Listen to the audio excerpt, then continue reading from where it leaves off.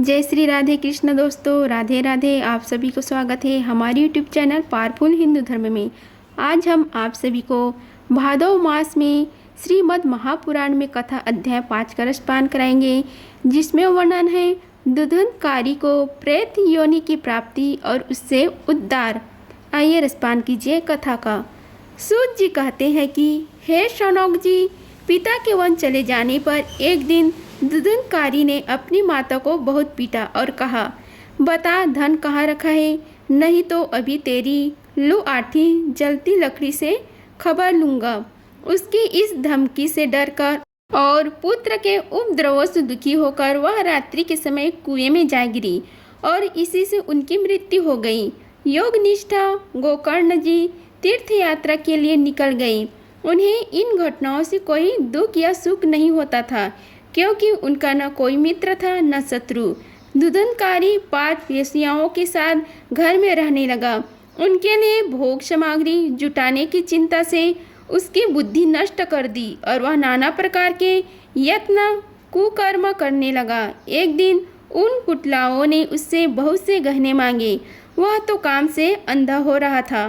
मौत की उसे कभी याद नहीं आती थी। बस उन्हें जुटाने के लिए वह घर से निकल पड़ा।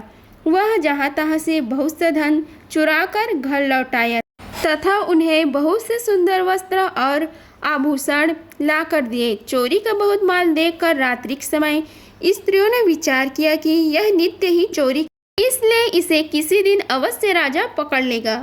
राजा यह सारा धन छीनकर इसे निश्चय ही प्राण दंड देगा। जब एक दिन इसे मरना ही है, तब हम ही इनकी धन की रक्षा के लिए गुप्त रूप से इनको क्यों न मार डालें। उसे मारकर हम इसका माल मता लेकर जहाँ कहीं चला जाएंगे।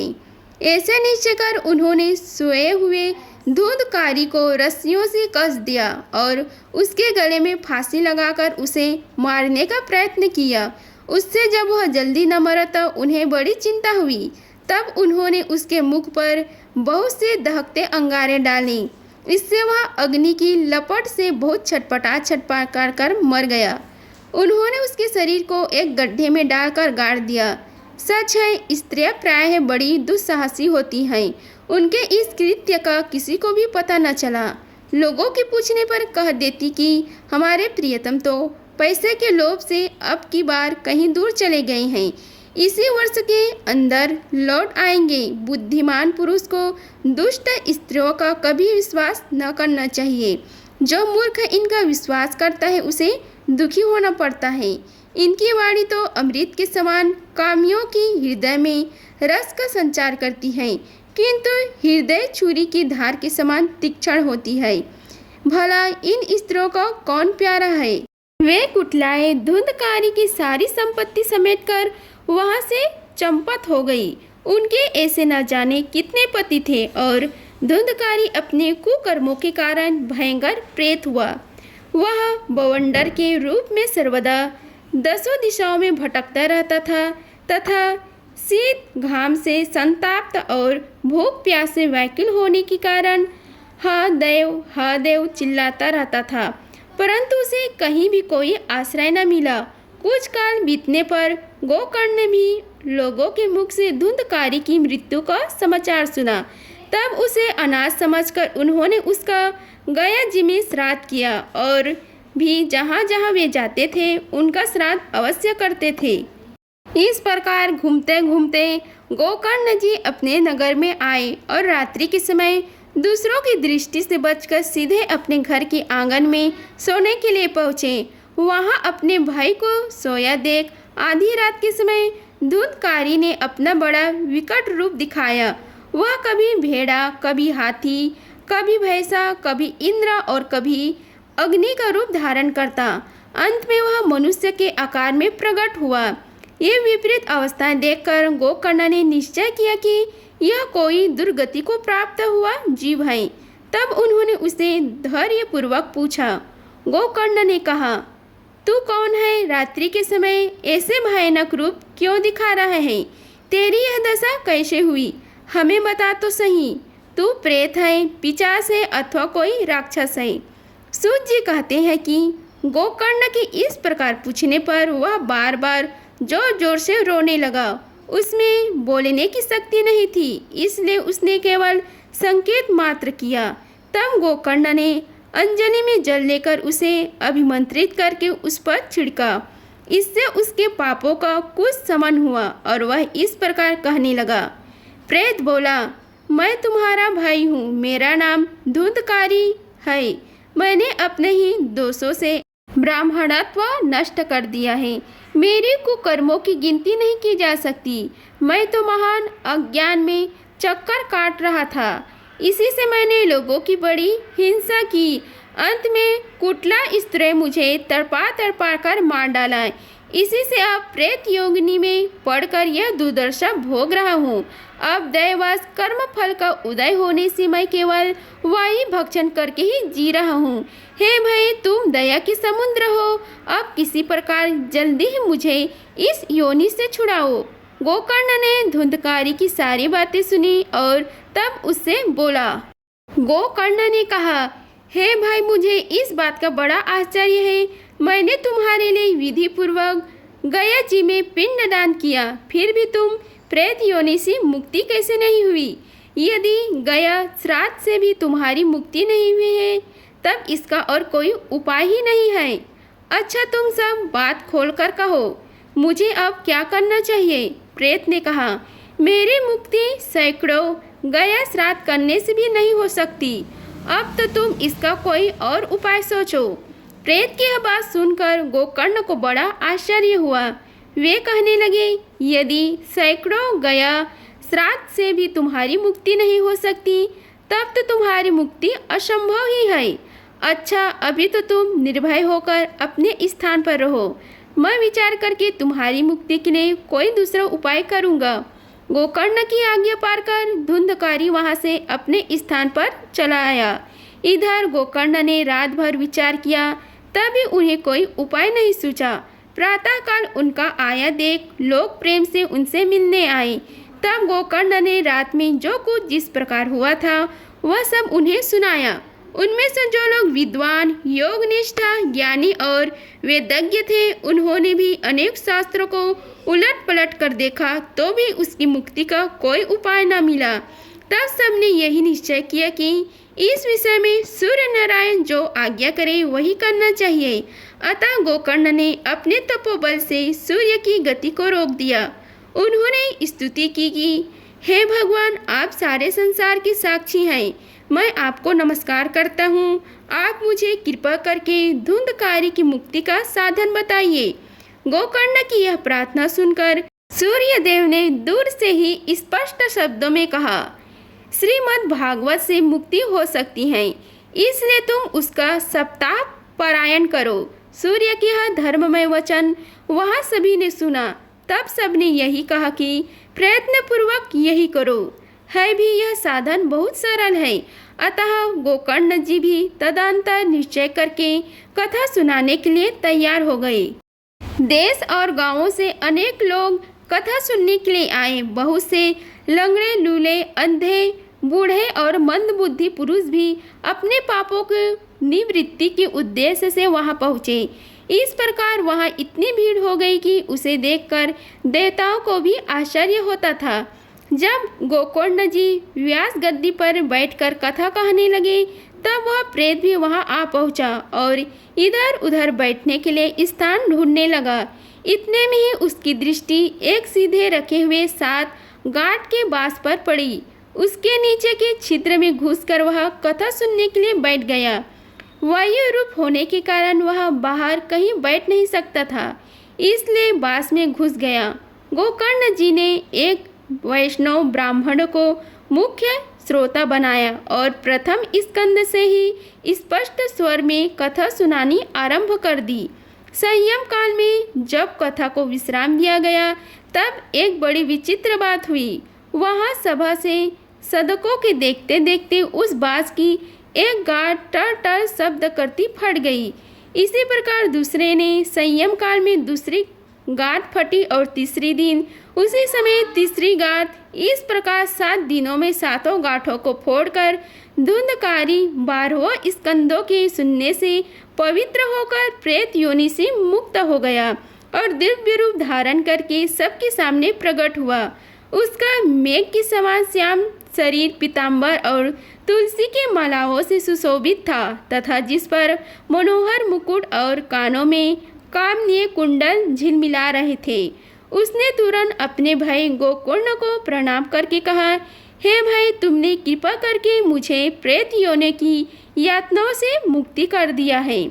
यह प्रेत पीड़ा का नाश करने वाली श्रीमद् भागवत की कथा धन्य है तथा श्री कृष्ण चंद्र के धाम की प्राप्ति कराने वाला इसका सप्ताह पारायण भी धन्य है।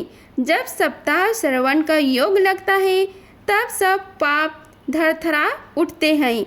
अब यह भागवत की कथा जल्द ही हमारा अंत कर देगी। जिस प्रकार आग गीली सूखी छोटी बड़ी सब तरह की लकड़ियों को जला डालती है, उसी प्रकार यह सप्ताह श्रवण मन वचन और कर्म द्वारा किए हुए नए पुराने छोटे बड़े सभी प्रकार के पापों को भस्म कर देता है।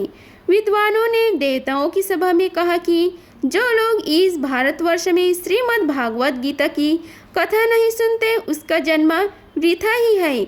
भला मोहपूर्वक लालन पालन करके यदि इस अनित्य शरीर को हष्ट पुष्ट और बलवान भी बना लिया तो भी श्रीमद् भागवत की कथा सुने बिना इससे क्या लाभ हुआ। अस्थियों ही इस शरीर के आधार स्तंभ है। नस नाड़ी रूप रस्सियों से यह बंधा हुआ है। ऊपर से इस पर मांस और रक्त थोप कर इसे चर्म से मढ़ दिया गया है। इसके प्रत्येक अंग में दुर्गंध आती है क्योंकि है तो यह मल मूत्र का भंडार ही है।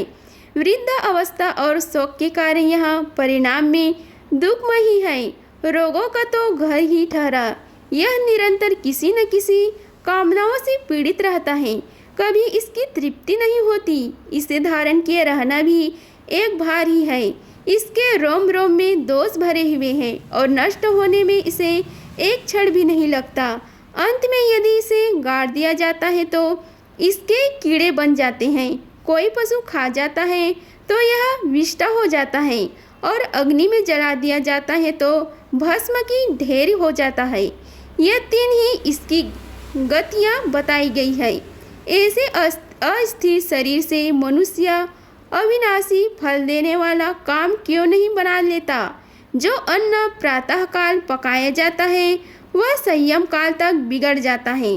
फिर उसी के रस से पुष्ट हुए शरीर की नित्यता कैसी है। इस लोक में सप्ताह श्रवण करने से भगवान की शीघ्र ही प्राप्ति हो सकती है। अतः सब प्रकार के दोषों की निवृत्ति के लिए एकमात्र यही साधन है। जो लोग भागवत की कथा से वंचित हैं वे तो जल में बुदबुदे और जीवों में मच्छरों के समान केवल मरने के लिए ही पैदा होते हैं। भला जिसके प्रभाव से जड़ और सूखे हुए बांस की गांठें फट जाती है, उस भागवत कथा का श्रवण करने से चित्त के गांठों का खुल जाना कौन सी बड़ी बात है। सप्ताह श्रवण करने से मनुष्य के हृदय की गांठ खुल जाती है और उसके समस्त संशय छिन्न भिन्न हो जाते हैं और सारे कर्म क्षीर्ण हो जाते हैं। यह भागवत कथा रूप तीर्थ संसार की कीचड़ों को धोने में बड़ा ही पट्टू है। विद्वानों का कथन है कि जब यह हृदय में स्थित हो जाता है तब मनुष्य की मुक्ति निश्चित ही समझनी चाहिए। जिस समय धुंधकारी यह सब बातें कह रहा था, जिसके लिए वैकुंठवासी पार्षदों के सहित एक विमान उतरा, उससे सब और मंडलकार प्रकाश फैल रहा था। सब लोगों के समान ही धुंधकारी उस विमान पर चढ़ गया। तब उस विमान पर आए हुए पार्षदों को देखकर उनसे गोकर्ण यह बात कही। गोकर्ण ने पूछा, हे भगवान की प्रिय पार्षदों, यहाँ हमारे अनेक शुद्ध हृदय श्रोतागण हैं। उन सब के लिए आप लोग एक साथ बहुत से विमान क्यों नहीं लाए हैं। हम देखते हैं कि यहाँ सभी ने समान रूप से कथा सुनी है, फिर फल में इस प्रकार भेद क्यों हुआ है, यह बात बताइए। भगवान के सेवकों ने कहा, हे मानंद, इस फल भेद का कारण इनके श्रवण का भेद ही है। यह ठीक है कि श्रवण तो सबने समान रूप से ही किया है, किंतु इसके जैसा मनन नहीं किया है। इसी से एक साथ भजन करने पर भी उसके फल में भेद रहा।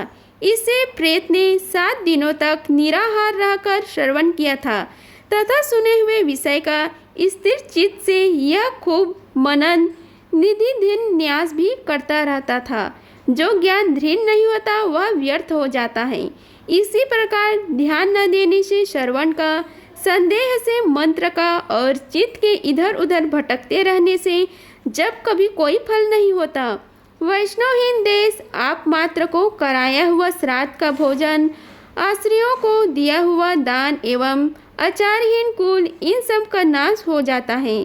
गुरु वचनों में विश्वास, दीनता का भाव, मन के दोषों पर विजय और कथा में चित्त की एकाग्रता इत्यादि नियमों का यदि पालन किया जाए तो श्रवण का यथार्थ फल मिलता है।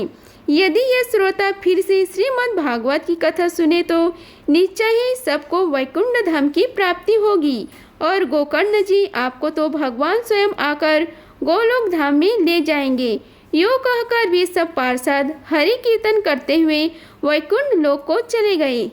श्रवण मास में गोकर्ण जी ने फिर उसी प्रकार सप्ताह क्रम से कथा कही और उन श्रोताओं ने उसे फिर सुना। नारद जी इस कथा की समाप्ति पर जो कुछ हुआ वह सुनिए।